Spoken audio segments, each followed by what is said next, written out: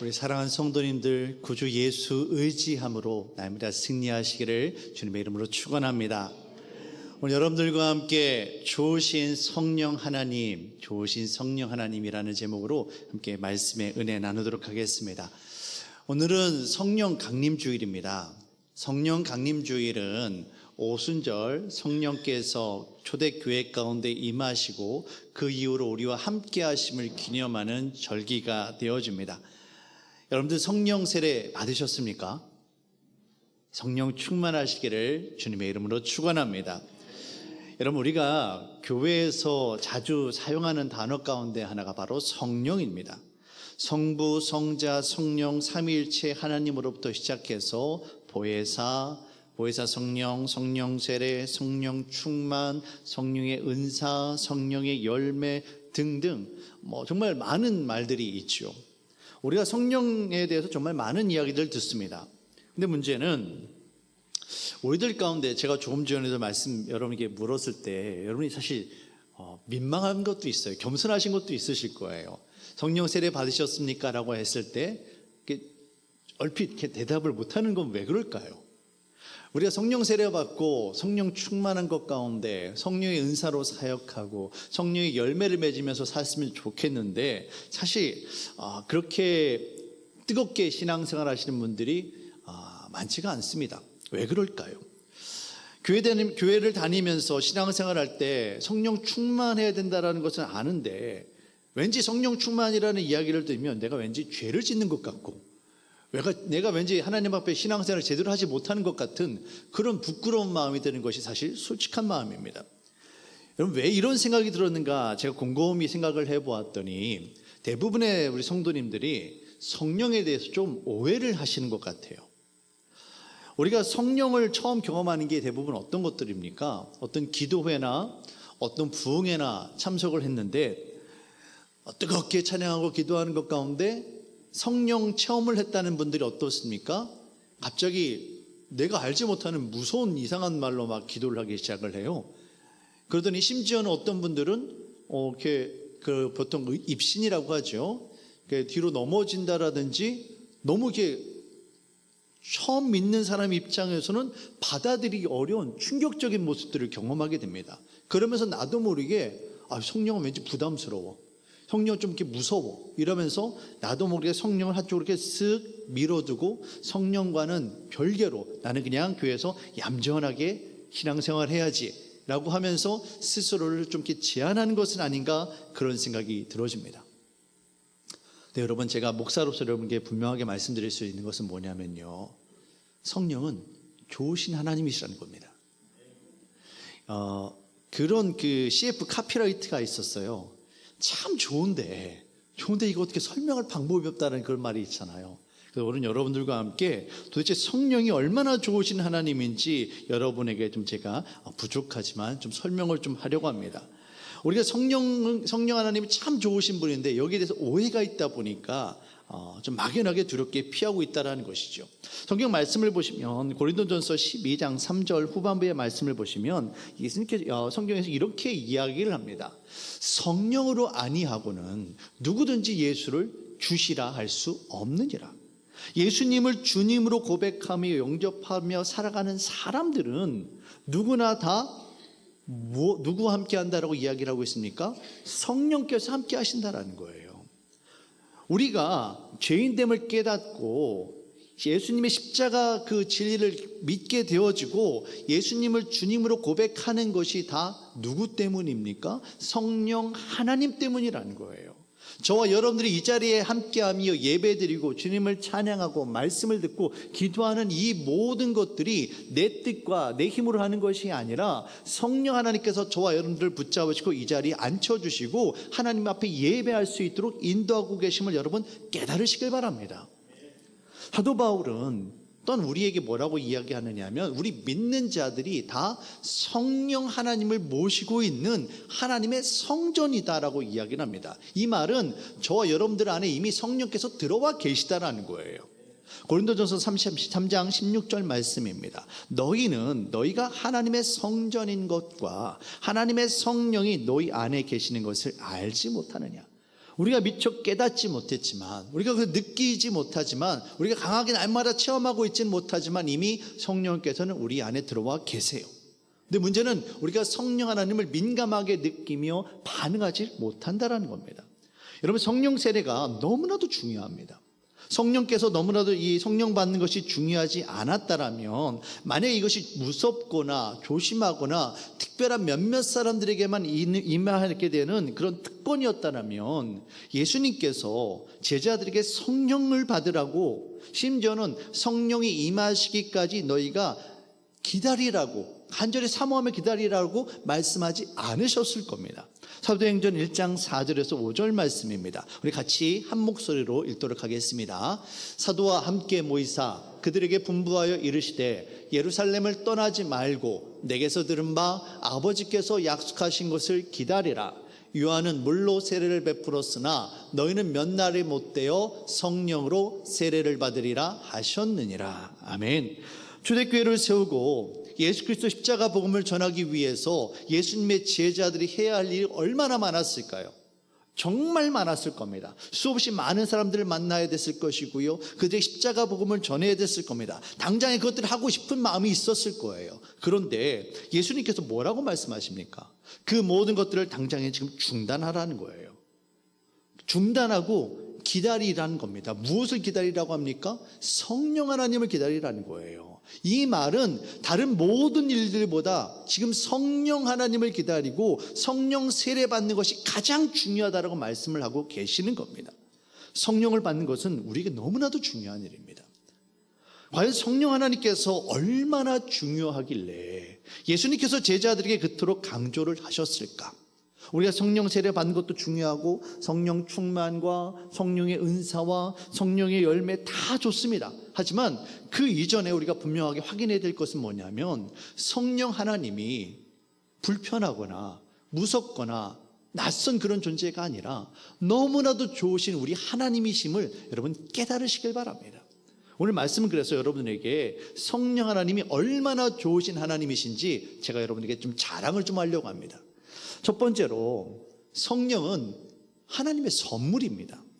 성령 받는 것은 너무나도 좋은 일입니다. 마치 부모가 자녀들에게 선물을 주는 것처럼 하나님께서, 하늘 아버지 되신 하나님께서 저와 여러분들에게 선물로 성령을 주셨어요. 우리가 보통 성령께서 우리가 신앙생활하는 것 가운데 나 자신도 모르게 나의 마음이 뜨거워지고 말씀이 깨달아지고 나의 마음 가운데 감동이 임하고 나도 모르게 정말 기도하는 것 가운데 눈물이 흐르고 정말 뜨겁게 하나님을 체험하는 것을 일반적으로 성령 세례라고 합니다. 예전에는 그런 경험들이 있으셨을 거예요. 기도하는 것 가운데 나도 모르게 내 마음이 뜨거워지고 내가 하나님 앞에 말할 수 없는 감동으로 정말 하나님 앞에 내 모든 죄악들을 쏟아내고 정말 내 앞에 십자가의 모습이 보여지고 하나님의 은혜 가운데 감동되어지고 나를 구원하신 그 십자가 사랑에 너무나도 감사하고 어쩔 수 없는, 정말 감당할 수 없는 은혜를 경험하실 때가 있었을 겁니다. 이걸 보통 일반적으로 우리가 성령 세례 받았다라고 합니다. 성령께서 우리에게 임하심으로 그런 역사가 나타나는 거죠. 그리고 성령 세례 받아서 날마다 정말 은혜 가운데 살아가면 좋겠는데 그렇지가 못하다라는 거죠. 마치 우리 핸드폰이 아침에 충전해서 꽉 쳐서 쓰고 있지만 하루를 지나면 어떻게 됩니까? 저녁에 다시 충전을 꽂아야 되는 것처럼 올대 10년 가운데 성령이 소멸되거나 성령이 정말 약해지거나 이런 것들을 경험한다라는 겁니다. 그래서 다시 한번 성령을 체험하며 우리들의 심령이 성령 하나님 앞에 민감하게 반응할 수 있는 그 상태를 유지하는 것, 이게 바로 성령 충만입니다.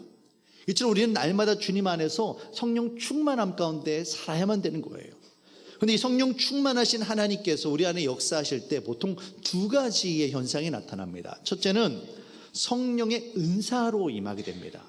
은사는 능력이에요. 특별히 하나님께서 우리에게 어떤 특별한 은혜나 은사나 능력을 주셔서 이걸 가지고 하나님의 교회를 세우고 힘들고 병들고 아픈 자들을 돕고 하나님께서 맡겨주신 사역을 할 수 있도록 돕는 것이 바로 성령의 은사입니다.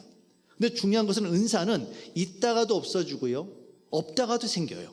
그리고 이것을 훈련도 해서 만들 수도 있습니다. 그런데 두 번째 성령이 임하실 때 우리에게 나타나는 것은 뭐냐면 바로 성령의 열매입니다. 성령의 열매는 뭐냐면 우리의 심령이 죄악 가운데 머물러 있었던 우리들의 심령이 예수 그리스도의 심령으로, 예수 그리스도의 성품으로 변화되는 것입니다.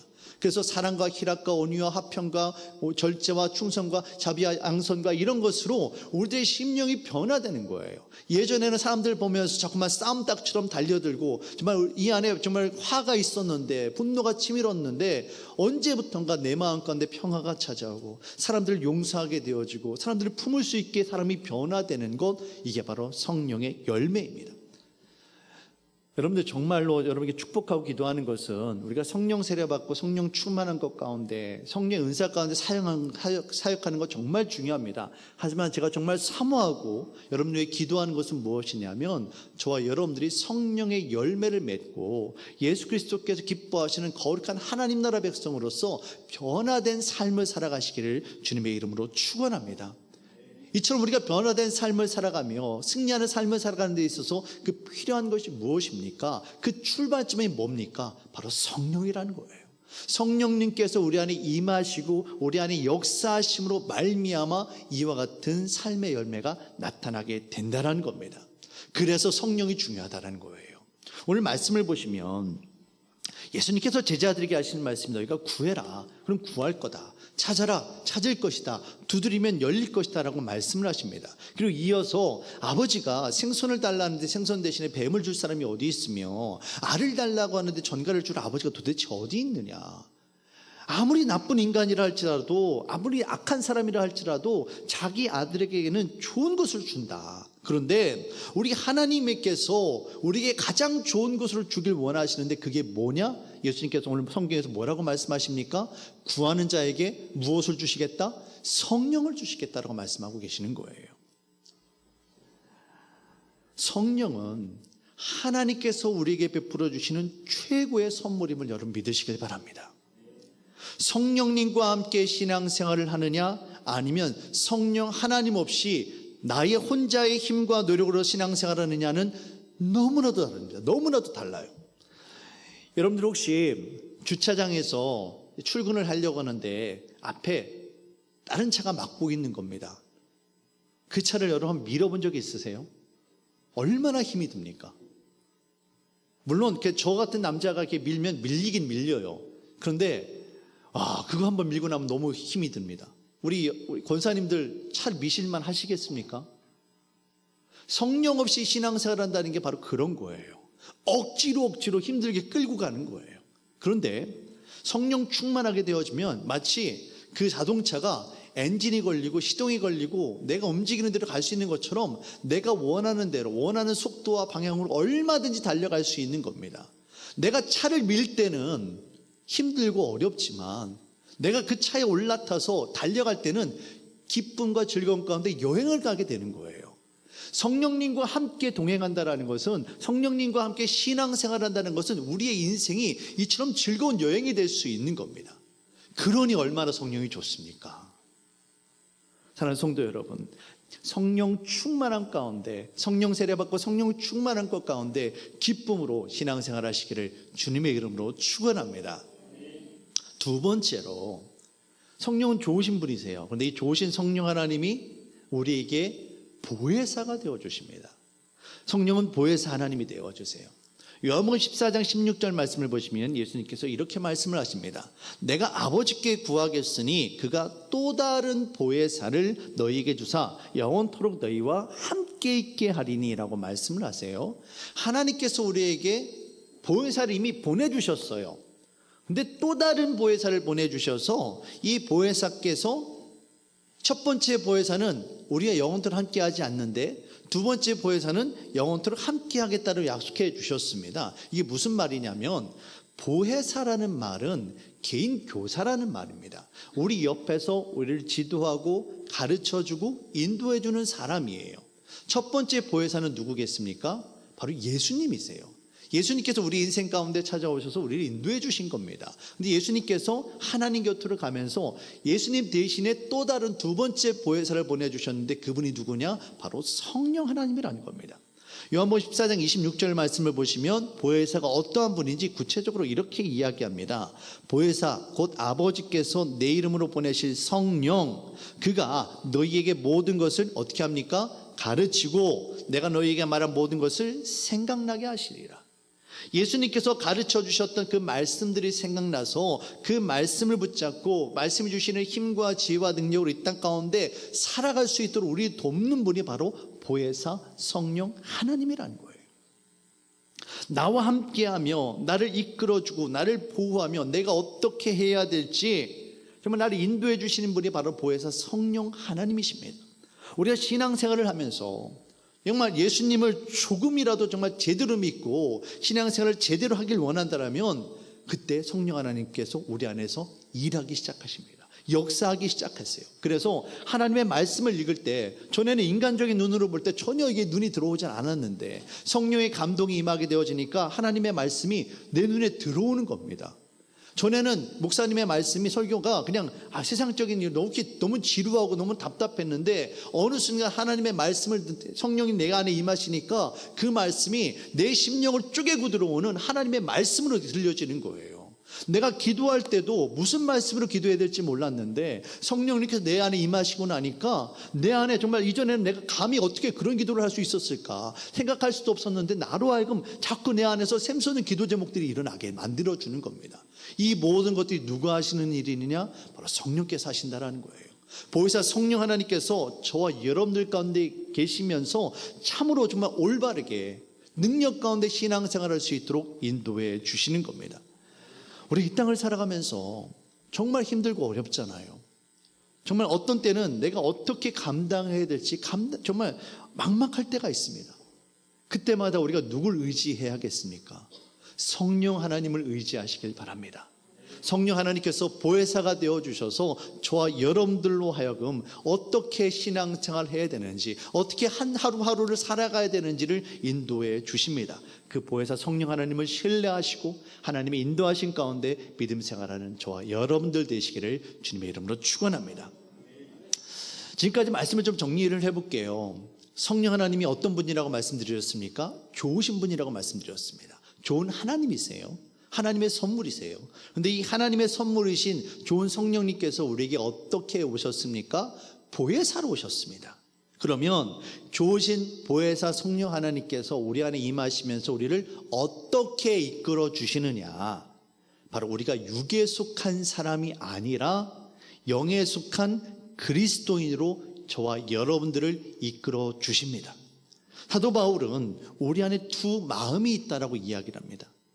세상의 욕심을 따르는 육에 속한 마음이 있고 다른 하나는 하늘의 신령한 곳을 사모하는 영에 속한 마음이 있습니다. 그런데 문제는 예수 그리스도를 영접하지 못하고요, 주님의 인도하심과 보호하심 가운데 살아가지 못하는 육에 속한 사람이 있어요. 이런 사람들은 어떻습니까? 자꾸만 세상이 말하는 기준과 세상이 말하는 방법대로 살아갑니다. 그들은 신앙의 능력을 알지 못합니다. 내 힘으로 내 능력으로 감당하려 합니다. 그러다 보니까 어떻게 합니까? 자꾸 내가 감당할 수 없어서 자꾸 넘어지고 실패하고 쓰러지고 좌절하게 됩니다. 그러면서 내 마음 가운데 갈등이 일어나고 죄의식이 생겨나고 결국에는 낮은 자존감 가운데 쓰러지고 마는 거예요. 말씀을 보시겠습니다. 로마서 8장 5절에서 8절 말씀입니다. 육신을 따르는 자는 육신의 일을, 영을 따르는 자는 영의 일을 생각하나니 육신의 생각은 사망이요 영의 생각은 생명과 평안이니라. 육신의 생각은 하나님과 원수가 되나니 이는 하나님의 법에 굴복하지 아니할 뿐 아니라 할 수도 없음이라. 육신에 있는 자들은 하나님을 기쁘시게 할 수 없느니라. 육신을 따르는 사람, 육에 속한 사람, 성령 충만하지 못한 사람은 결코 하나님을 기쁘시게 할 수도 없고 결코 신앙생활하는 것 가운데 기쁨 가운데 살아갈 수도 없습니다. 결국 하나님과 원수되는 인생이 바로 육에 속한 사람이라는 거예요. 하지만 반대로 성령에 속한 사람, 영에 속한 사람은 어떻습니까? 영에 속한 사람은 그 마음의 중심이 세상에 가 있지 않습니다. 그 마음의 주인이 내가 아니에요. 누구이십니까? 내 안에 역사하시는 성령 하나님께서 보혜사가 되어주셔서 나를 이끌어주시는 겁니다. 하나님의 뜻 가운데 살아갈 수 있도록 내가 순복하며 그 뜻에 순종할 수 있도록 저와 여러분들을 이끌어주시는 거예요. 하나님의 영, 성령의 인도하심을 받는 사람이 바로 영에 속한 사람입니다. 그러다 보니 어떻습니까? 내 힘과 내 능력으로 살아가는 게 아니에요. 보혜사 성령께서 임하여 주셔서 주님의 능력으로, 주님의 지혜로, 주님의 인도하심 가운데 살아가는 사람이 바로 영에 속한 사람임을 여러분 믿으시길 바랍니다. 그렇다 보니 무엇에도 매이지 않는 참된 자유함을 누리는 거예요. 그 마음이 두렵지 않습니다. 평안합니다. 그리고 무엇이든지 넉넉하게 이기게 되어집니다. 로마서 8장 26절에서 28절 말씀입니다. 성령의 사람은 이런 사람들입니다. 함께 이 말씀 같이 읽도록 하겠습니다. 이와 같이 성령도 우리의 연약함을 도우시나니 우리는 마땅히 기도할 바를 알지 못하나 오직 성령이 말할 수 없는 단식으로 우리를 위하여 친히 간구하시느니라. 마음을 살피시는 이가 성령의 생각을 아시나니 이는 성령이 하나님의 뜻대로 성도를 위하여 간구하심이라. 우리가 알거니와 하나님을 사랑하는 자 곧 그의 뜻대로 부르심을 입은 자들에게는 모든 것이 합력하여 선을 이루느니라. 아멘. 여러분들 이 말씀 너무나도 좋아하시죠? 모든 것을 합력하여 선을 이루느니라. 너무나도 좋아하는 말씀들입니다. 그런데 모든 것이 합력하여 선을 이루는데 전제 조건이 있다는 겁니다. 그것이 무엇입니까? 바로 성령께서 우리 가운데 함께 하시며 우리가 하나님의 뜻 가운데 순종하며 살아갈 수 있도록 우리를 이끌어 주실 때, 그때 비로소 저와 여러분들이 모든 것이 합력하여 선을 이루는 하나님의 은혜를 경험하게 되는 겁니다. 사랑하는 성도 여러분, 성령의 은혜를 사모하시길 바랍니다. 좋으신 성령 하나님께서 저와 여러분들과 함께 하시며 우리의 연약함을 이끌어 주시는 보혜사 하나님께서 되어 주십니다. 성령님께서 함께 하시지 않는다면 우리는 결국 세상에 속한 사람이 되어지고 육에 속한 사람이 되어지는 겁니다. 하지만 영의 성령께서 함께 하실 때 우리가 영에 속한 사람이 되어져서 정말 마침내 모든 것을 합력하여 선을 이루는 하나님의 삶을 살게 되어지는 겁니다. 에스겔서 37장 말씀을 보시면 하나님의 사람 에스겔이 하나님의 영에 이끌리어 산골짜기에 들어가게 됩니다. 근데 그곳에 보았더니 어떻습니까? 골짜기 가득, 마른 뼈들이 가득합니다. 정말 죽은 지 너무나도 오래돼 버려져서 말라 비틀어져서 정말 뒹구는 그런 사망으로 가득한 땅이었습니다. 소망이라고는, 생명이라고는 전혀 찾아볼 수 없는 그런 곳입니다. 그런데 에스겔 선지자가 하나님의 말씀을 대언하고 명령을 합니다. 37장 5절 말씀입니다. 주 여호와께서 이 뼈들에게 이같이 말씀하시기를 내가 생기를 너희에게 들어가게 하리니 너희가 살아나리라. 계속해서 37장 9절 말씀입니다. 또 내게 이르시되 인자야 너는 생기를 향하여 대언하라. 생기에 대언하여 이르기를 주 여호와께서 이같이 말씀하시기를 생기야 사방으로부터 이 죽음을 당한 자에게 불어서 살아나게 하라 하셨다. 생기가 임하게 되어질 때에 살아나는 역사가 일어납니다. 여기서 생기가 무엇입니까? 바로 하나님의 영, 하나님의 호흡, 바로 성령님을 여러분 믿으시길 바랍니다. 성령이 우리에게 임하게 되어질 때 우리가 살아나고 거대한 그리스도의 군사가 되어짐을 여러분 믿으시길 바랍니다. 에스겔 37장 10절의 말씀입니다. 이에 내가 그 명령대로 대언하였더니 생기가 하나님의 영인 성령이 그들에게 들어가매 그들이 곧 살아나서 일어나서는데 극히 큰 군대더라. 이전까지는 세상 가운데 절망과 죽음 가운데 있었던 사람들입니다. 아무런 희망도 아무런 소망이 없던 사람들이에요. 그런데 하나님의 성령이 임하시고 나니까 오직 힘이 생기고 능력이 생기고 마침내 그리스도의 거대한 군사로 세워지게 되더라는 겁니다. 이 모든 것들이 무엇으로부터 시작되어집니까? 바로 성령 하나님, 보혜사 되시는 성령 하나님께서 임하실 때 이와 같은 능력이 나타남을 여러분 깨달으시길 바랍니다. 에스겔서에서 마른 뼈들은 패망한 이스라엘 백성들을 의미합니다. 하지만 동시에 오늘날 이 땅을 살아가는, 이 땅에 사로잡혀 살아가는 육신과 사망과 죽음 가운데 살아가는 저와 여러분들의 모습입니다. 하나님의 영, 성령께서 임하시지 않는다라면 우리들의 삶 또한 마른 뼈로 가득한 골짜기와 다를 바가 없다는 거예요. 살아있으나 실은 죽어있는 것과 다를 바가 없다는 겁니다. 하지만 성령께서 임하시면 놀라운 생명의 변화가, 살아나는 역사가 일어남을 여러분 믿으시길 바랍니다. 성령께서 우리 안에 임하시게 되면 우리 안에 자꾸만 실패감과 자꾸만 좌절감과, 그래서 우리가 자꾸만 자존감을 떨어뜨리고 사랑하는 형제 자매와 사랑하는 남편과 아내와 우리의 관계를 그냥 끊어버리고 정말 파괴하고 무너뜨리려 하는 그 사단의 세력으로부터 자유하게 되어지고, 이 땅 가운데 넉넉한 인생으로 쪼들리고 힘든 인생이 아니라 자유하고 평안한 인생을 살게 되어짐을 여러분 믿으시길 바랍니다. 그런 성령 하나님을 우리가 어떻게 해야겠습니까? 성령 하나님의 은혜를 사모하시길 바랍니다. 사모하는 자에게 주의 성령의 은혜가 임하게 되어집니다. 성령님은 참 인격적인 분이세요. 그냥 억압적으로 임하시는 것이 아니라 우리의 문을 지금도 두드리고 계십니다. 여러분의 심령 가운데 내가 너와 함께 하길 원한다, 내가 너의 인생을 붙잡아 주길 원한다, 내가 너를 자유하게 하길 원한다, 주님께서 지금도 저와 여러분들의 마음의 문을 두드리고 계심을 여러분 깨달으시길 바랍니다. 요한계시록 3장 20절의 말씀입니다. 볼지어다 내가 문 밖에 서서 두드리노니 누구든지 내 음성을 듣고 문을 열면 내가 그에게로 들어가 그와 더불어 먹고 그는 나와 더불어 먹으리라. 주님이 우리 안에 거하실 때 주님과 함께 우리가 더불어 먹고 그리고 마침내 살아나는 역사가 일어나게 될 것입니다. 우리 행복한 교회가 하나님을 사랑하고 이웃을 섬기며 사람을 살리는 바로 그 교회로 세워지길 원하는데, 그러기 위해서는 무엇보다도 성령 하나님의 은혜가 반드시 필요합니다. 먼저는 우리들의 심령이 살아나야만 합니다.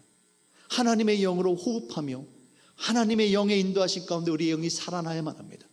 그리고 하나님의 도우심 가운데 성령께서 주시는 그 능력으로 세상 가운데 나아가 십자가 복음을 증거하고 죽음과 사망 가운데 있는 자들을 살려내는 역사를 감당해야만 합니다. 그러기 위해서는 성령이 필요합니다. 성령의 은혜를 사모하시길 바랍니다. 성령님께서는 저와 여러분들과 오늘도 함께하길 원하십니다. 사모하는 심령에게 성령께서 임하심을 믿으시길 바랍니다. 여러분들과 함께 이 말씀을 전하면서 우리 교회를 향한 하나님의 음성을 제가 깨닫습니다.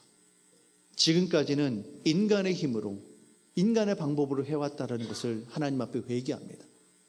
그러나 이제는 하나님의 방법으로 하나님의 능력으로 하나님의 감동으로 감당하길 원합니다. 성령 충만함으로 이 모든 것들을 함께 감당해 나아가는 저와 여러분들 되어주시기를 주님의 이름으로 축원합니다. 기도하겠습니다.